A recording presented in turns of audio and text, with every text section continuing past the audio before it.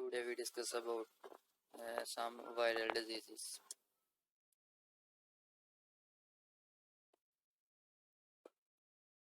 Before we study about viral diseases, we discuss about classification of viruses.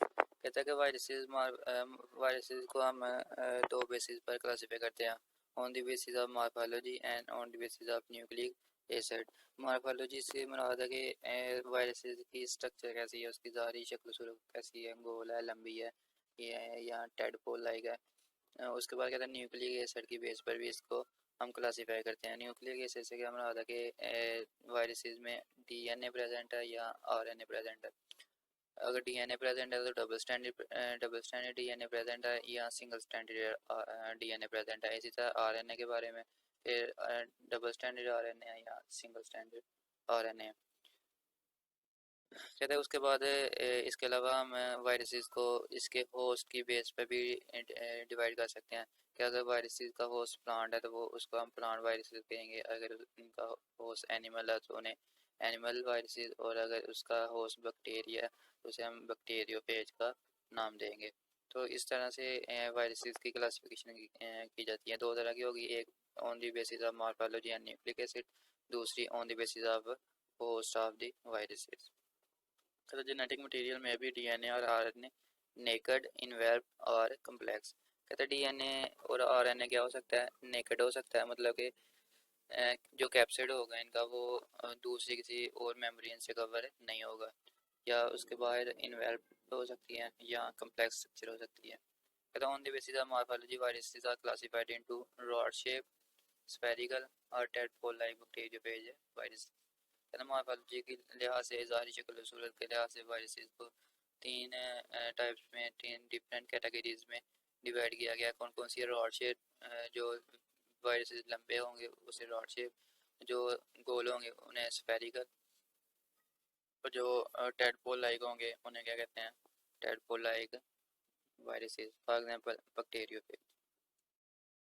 Some viral diseases, जो viruses की वजह से human being को different disease हो रही हैं, वो किस वायरस की वजह से हो रही है, और उनका डीएनए कैसा है, उनका न्यूक्लिक एसिड कौन सा, डीएनए या आरएनए, ये हम सब कुछ डिस्कस करते हैं। सबसे पहले डिजीज है स्मॉल पॉक्स। कहते small pox is caused by pox viruses. कहते हैं ये जो स्मॉल पॉक्स है ये किसकी वजह से होता है, ये पॉक्स वायरस की वजह से होता है। पॉक्स वायरस के पास न्यूक्लिक एसिड कौन सा, डीएनए होता है, और क्या होता है वो इनवेल्व होता है, मतलब कि उसके बाहर उसका जो कैप्सिड है वो किससे कवर होता है, एक इनवेल्व के साथ कवर होता है। तो ये आपको डायग्राम में स्मॉल पॉक्स की जो डिजीज़ है वो नज़र आ रही है कि बॉडी के डिफरेंट पार्ट्स पे क्या बन जाते हैं, छोटे छोटे दाने बन जाते हैं। कुछ दिनों बाद 15-20 दिनों बाद जब ये ख़त्म होना शुरू हो जाते हैं तो ये ब्लैक कलर के दाग छोड़ जाते हैं। कहता है ये सबसे पहले कहाँ से वकूफ़ पज़ीर हुई, in epidemic in China as early as 12th century before Christian. तो सबसे पहले कि ये कहाँ से इवॉल्व हुई, चाइना में से। Until the early 20th century, smallpox was common disease throughout the world. पहले 20th century की शुरू में smallpox तकरीबन पूरी दुनिया में फैल चुका था। ये इसी तरह जैसे अब कोरोना वायरस था, सबसे पहले ये कहाँ से फैला, चाइना से, और अभी तकरीबन पूरे ममालिक में कोरोना वायरस फैल चुका है। इसी तरह जब स्मॉल पॉक्स आया था तो ये सबसे पहले चाइना में डिजीज़ कॉज हुई, उसके बाद ये पूरी दुनिया में फैल गई। In smallpox, raised fluid-filled vesicles are formed on the body, which become pustulate later on and form fetid scares the pox. ये है स्मॉल पॉक्स की डेफिनेशन। स्मॉल पॉक्स में क्या होता है, रेज फ्लूइड फिल्ड वेजिकल, मतलब कि छोटे छोटे दाने बन जाते हैं जिसमें क्या होता है, पस होती है। फ्लूइड फिल्ड वेजिकल से क्या हमारा कि उनमें क्या होती है, पस होती है, बॉडी के डिफरेंट पार्ट्स पे बन जाती है। कहते बाद में जब ये ख़त्म होना शुरू होते हैं तो क्या छोड़ जाते हैं, पिटेड स्केयर्स, दाग छोड़ जाते हैं, जिसे हम क्या बोलते हैं, पॉक्स। कहते by 1950 immunization and other control measures had largely decreased the danger, but it's still present in the third world countries where many people are affected. कहते हैं 1950 में इसकी वैक्सीनेशन तैयार कर ली गई और अब ये काफ़ी हद तक इस डिजीज़ पर कंट्रोल कर लिया गया। मतलब कि तकरीबन इस बीमारी को कंट्रोल करने के लिए 50 साल लग गए थे। अर्ली 19 सेंचुरी में आई थी और 1950 में जाके इसकी वैक्सीनेशन तैयार हुई थी। In 1980, it was declared by World Health Organization that smallpox has been eradicated from the world। और 1980 में वर्ल्ड हेल्थ ऑर्गेनाइजेशन ने WHO ने ये स्टेटमेंट जारी की कि स्मॉलपॉक्स को दुनिया में से ख़त्म कर दिया गया है। डिजीज़ है हर्पस सिम्प्लेक्स। तो हर्पस सिम्प्लेक्स की किस वायरस की वजह से होता है? हर्पस वायरस की वजह से होता है। हर्पस वायरस कैसा होता है? DNA वायरस है। ये पीछे जो वो भी कौन सा था? DNA था। और ये भी कौन सा? DNA वायरस था। कहता है is herpes virus is responsible for this disease. ये आप देखें लिप्स के ऊपर नज़र आ रहा है कि छोटे छोटे रैशेज बन जाते हैं या दाने बन जाते हैं। जो लिप्स के ऊपर या लिप्स के इर्द गिर्द जो रैशेज या दाने बनते हैं वो किस वजह से बनते हैं? हर्पस सिम्प्लेक्स की वजह से। स्मॉल पॉक्स में हमने देखा कि पूरी बॉडी में बन जाते हैं। बॉडी का कोई हिस्सा नहीं बचता जहाँ पर दाने ना हो। हर्पस सिम्प्लेक्स में सिर्फ लिप्स में बनते हैं या लिप्स के करीब जो एरिया होता है वहाँ बनते हैं।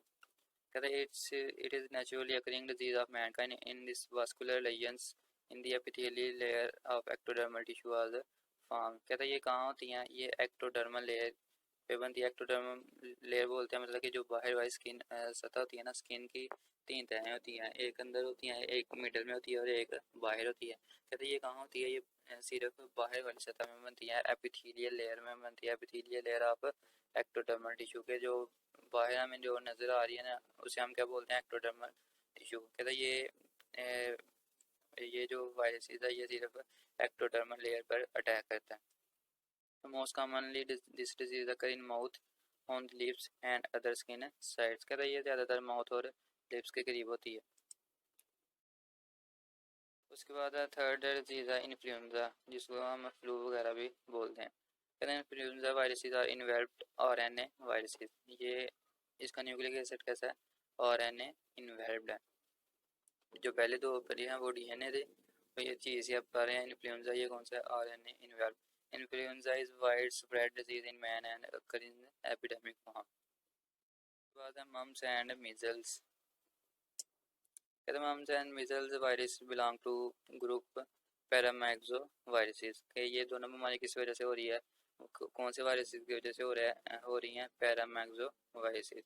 ये देखें आपको जो पहली तस्वीर नज़र आ रही है लड़की की, ये लेफ़्ट साइड पे इसका नॉर्मल फेस है और राइट साइड में ये मम्स के बाद जिसे हम पंजाबी में पप्पू वगैरह बोलते हैं, ये उसको बोलते हैं, उस बीमारी को बोलते हैं। ये किसकी वजह से होती है? Due to paramyxoviruses. और ये नीचे जो बच्चे की डिफरेंस देख रहे हैं दाग वगैरह, इसके इसे क्या बोलते हैं? मिज़ल बोलते हैं। या जिसे हम उर्दू में खसरा या पंजाबी में क्या बोलते हैं? काकरा बोलते हैं। तो ये है मम्स एंड मीजल्स। ये किस वायरस की वजह से होती है? पैरामाइक्सोवायरसेस।